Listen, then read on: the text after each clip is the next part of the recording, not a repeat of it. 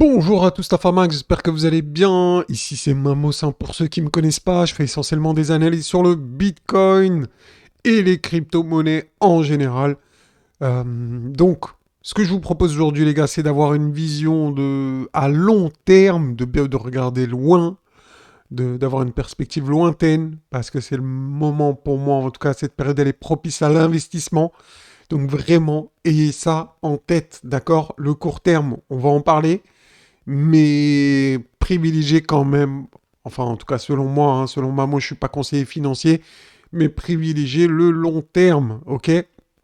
Donc là ici, là les gars, je vous ai mis une charte avec des bougies en annuel. Donc chaque barre ici représente un an. Donc on va parler des cycles de Bitcoin. Vous voyez déjà hein, ici qu'il y a une pattern qui se répète sans cesse. Et donc on va en parler les gars. On va parler également d'Ethereum les gars. Ça fait très longtemps sur la chaîne qu'on n'en a pas parlé. Donc on va voir qu'Ethereum il est dans une configuration plutôt sympa les gars. On va y parler aussi du Bitcoin qui est proche de zone de support. Donc on va voir ce que ça implique tout ça. Donc c'est plutôt pas mal. Vous allez voir avec moi. On va parler également du Bitcoin à plus court terme ici. Hein, je suis en daily. À court terme, on va parler donc essentiellement de ce qui se passe sur ce mouvement ici. Ok. Donc je pense que ça va en intéresser aussi. Donc ça risque d'être pas mal. Et on va parler également ici hein, très rapidement du Bitcoin avec son objectif de l'épaule tête-épaule qu'on n'a pas encore atteint, hein, qui se fait désirer quand même. Donc voilà, si le sujet t'intéresse, n'oublie pas de liker la vidéo les gars, c'est super important. Ça permet de référencer la vidéo et ça permet de m'envoyer de la force pour la motivation pour les prochaines vidéos. Parce que là j'avoue, en ce moment là c'est l'été et il n'y a pas grand monde, c'est le désert. Donc voilà. Après, je peux comprendre, hein, mais bon, voilà. Allez, on perd pas plus de temps, les amis. On commence, et bien sûr, cette charte ici. Donc, qui est vraiment très simple. Hein. Regardez ici. À chaque fois, Bitcoin, c'est pareil. Vous savez, Bitcoin est bien et cyclique. Donc, il est temporisé par les halvings, d'accord? Donc, tous les 4 ans, il y a des halvings. Ça veut dire qu'on divise par 2 la récompense des mineurs. Et ceci implique, eh bien, ceci a un fort impact sur le prix du Bitcoin. D'accord? Donc, comme vous pouvez le voir, on va dire, si on résume la chose, 3 ans de hausse, une année de baisse. À chaque fois, c'est la même chose. D'accord? Je pense que là, tout le monde est d'accord avec moi. 3 ans de hausse, une année de bear market. Vous voyez, hein, on est d'accord. La chose se répète sans cesse, sans cesse, sans cesse. C'est vraiment, c'est tellement cyclique, c'est tellement, entre guillemets, prévisible. Et je sais qu'il y en a qui vont se dire déjà, oui, mais Mamos, cette fois-ci, ça peut être différent, blablabli, blablabla, blabla. Bah, potentiellement, mais pourquoi aller contre les probabilités? Les probabilités, pour le moment, elles sont du côté d'un cycle de 4 ans, qui est logique par rapport aux halvings, avec une récompense des mineurs qui est divisée par 2. Donc pourquoi essayer de chercher bien, quelque chose de différent? Si vous voulez aller contre les statistiques, allez-y les amis, il n'y a pas de souci. Mais en tout cas, moi personnellement, je ne vais pas aller contre les statistiques. On est d'accord. Enfin, je sais pas pour vous, dites-moi en commentaire. Mais je vois pas pour quelle raison on essaierait d'aller contre le marché. Le marché, il fait tout le temps la même chose. Donc pourquoi chercher à se faire rect? Pourquoi à ne pas suivre la tendance?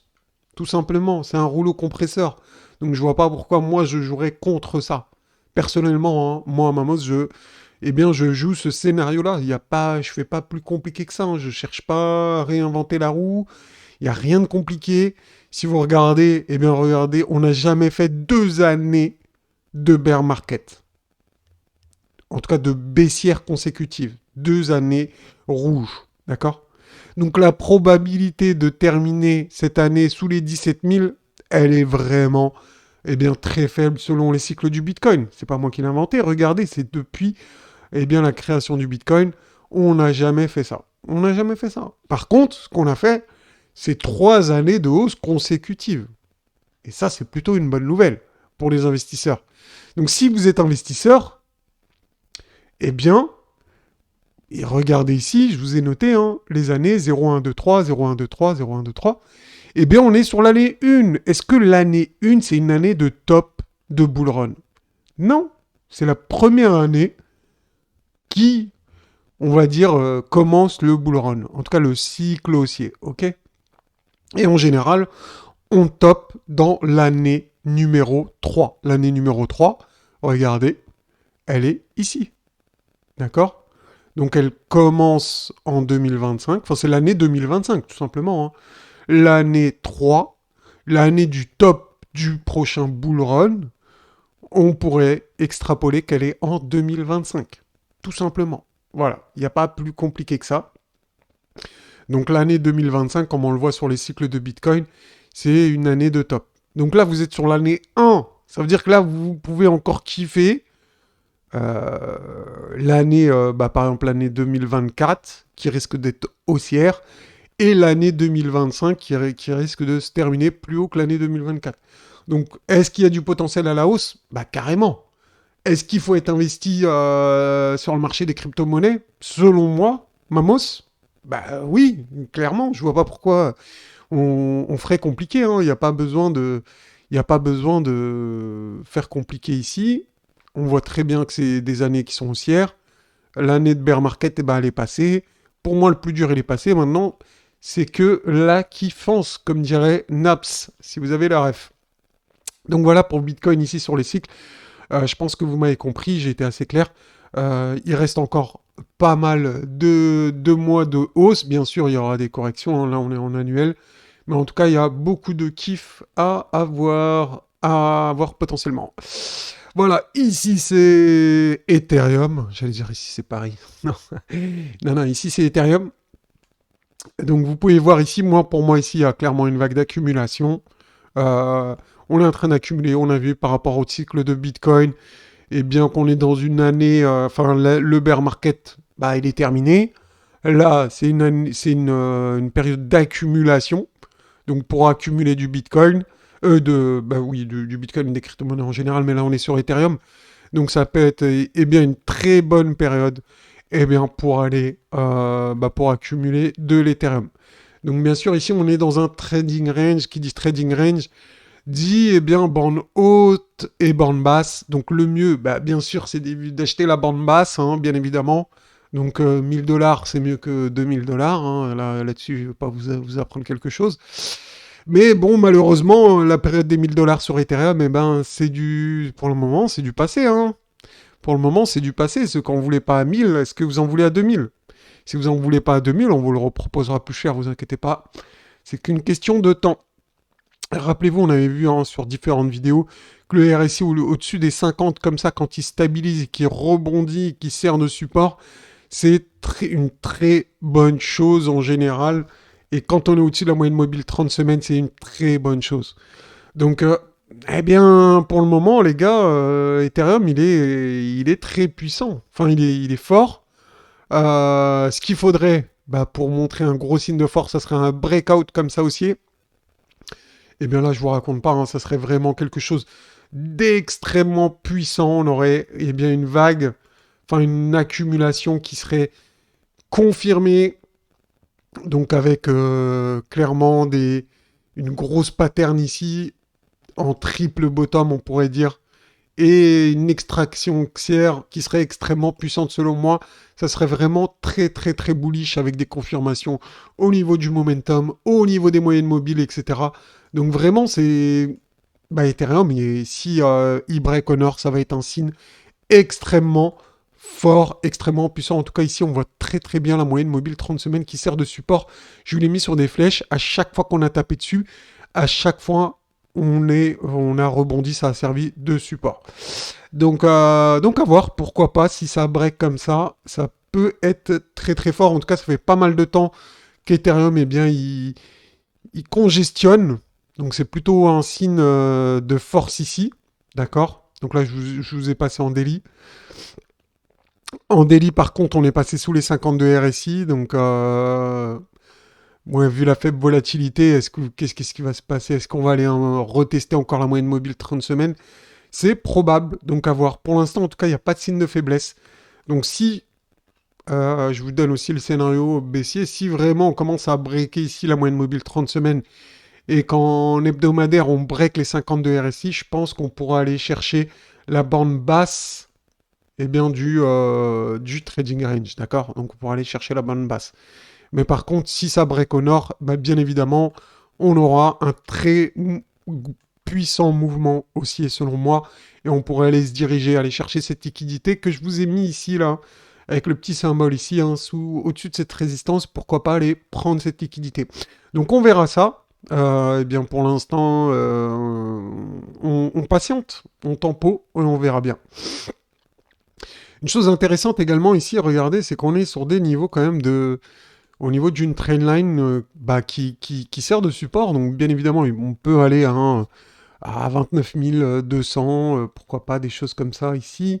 Sur cette pattern, et encore, je ne sais pas très bien dessiné, donc est-ce que c'est exactement ça? Non, je ne pense pas. Si je m'amuse à vraiment remettre ça, voilà, attendez, tac, voilà, là c'est un peu plus précis, d'accord? Donc on voit qu'on potentiellement, hein, il y a un petit peu de marge pour aller sous les 29 000, mais en tout cas, ici, on voit très très bien qu'on est sur des zones proches de support si on utilise cette trendline. Donc ça peut être intéressant ici de voir ce qui va se passer, quelle va être la réaction. Moi, pour moi, ici, on a une vague de réaccumulation, je vous le dis clairement. Vous voyez ce mouvement-là, pour moi, ça finira par aller au nord. On avait vu différentes chartes. Donc, donc voilà, à surveiller ça, hein. À surveiller vraiment. J'ai hâte de voir la résolution. Mais en tout cas, pour le moment, il n'y a pas de signe de faiblesse sur le Bitcoin. Pour l'instant, en tout cas, selon moi, il n'y a pas de gros signe de faiblesse. À long terme, en tout cas. Ici, ici c'est un peu la même vision, donc avec différents outils. On avait vu les Spring Zone, etc. Rappelez-vous, je vais juste vous la remettre ici.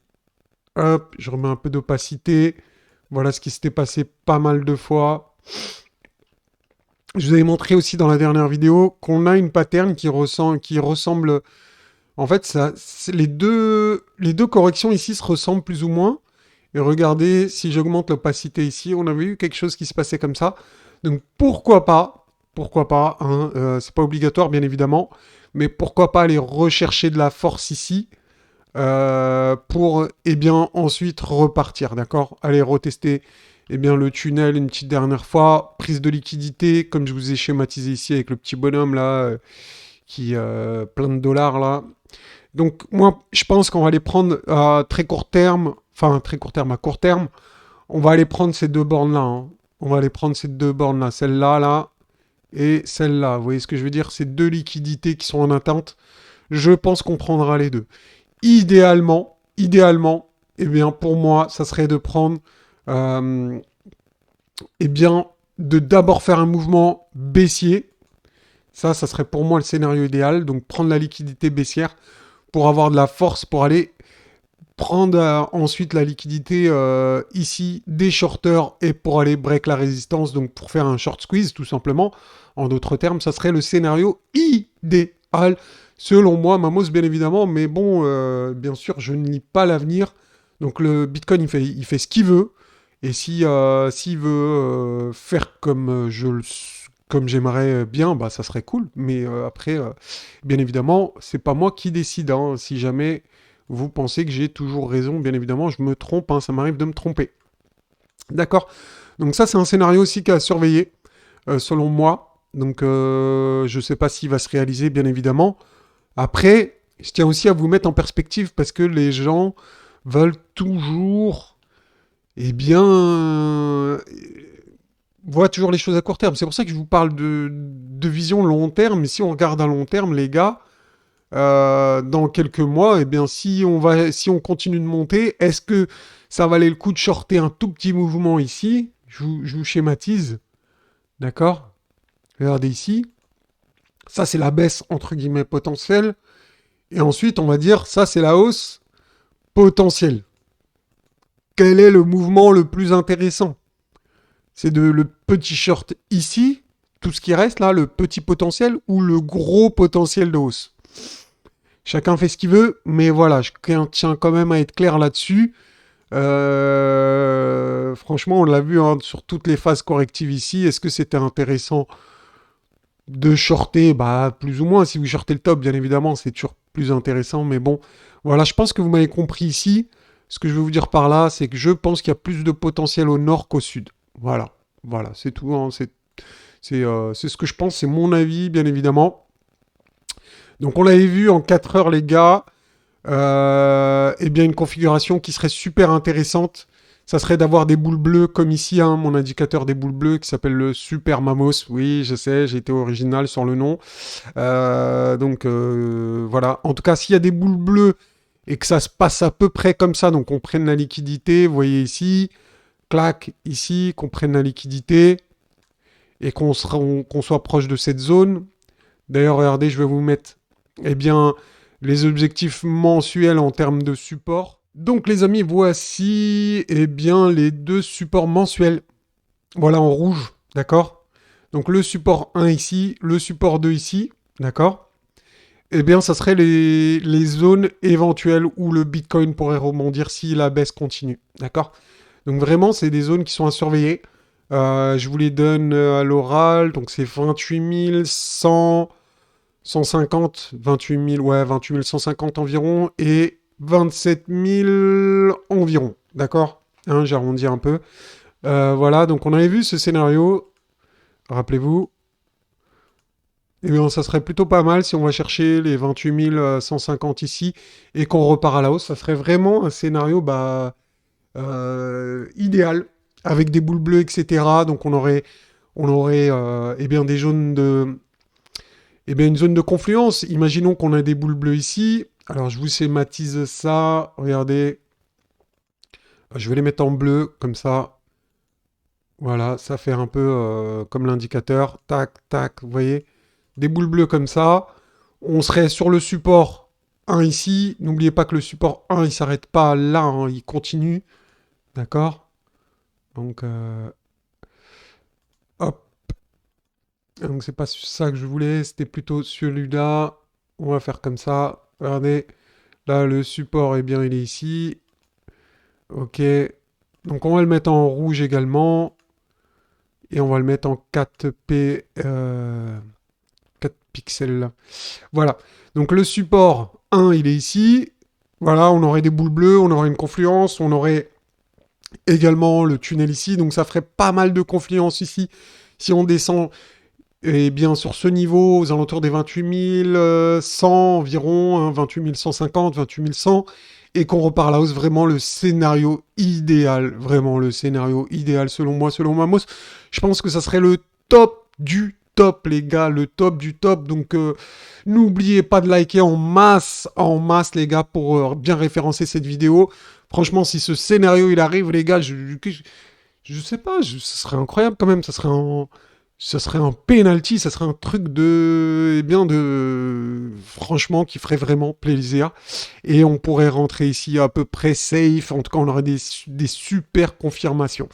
Donc n'hésitez pas à me donner votre avis, à me dire ce que vous en pensez en commentaire. Vraiment, ça sert, déjà ça référencerait la vidéo. Et voilà, ça serait super intéressant également d'avoir ce scénario. En tout cas, voilà. Donc ici, comme je vous ai dit en début de vidéo, eh bien, on a une zone de congestion au-dessus de la zone de résistance. Donc pour l'instant, moi, je vois rien de baissier.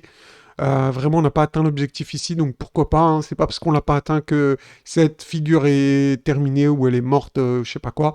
Donc moi, personnellement, je pense que c'est toujours valable. Donc on verra ce que ça va donner. En tout cas, si la baisse continue, eh bien, on verra le bottom se poser. On aura, voici à quoi pourrait ressembler le bottom. Et je vous assure que si on a ça, les gars, eh bien, notre niveau de confiance pour acheter du Bitcoin, pour faire un trade avec de l'effet de levier, par exemple, eh bien, il serait quand même assez élevé, quand même. Hein. On aurait des confirmations plutôt sympathiques. Donc voilà, c'est tout pour aujourd'hui. J'espère que ça vous aura plu, cette mise à jour long terme. Et ça vous aura fait un peu de sortir la tête du guidon pour voir vraiment long terme. Et sur ce, je vous dis très bon week-end et bonnes vacances pour ceux qui peuvent encore en profiter. Allez, ciao, ciao.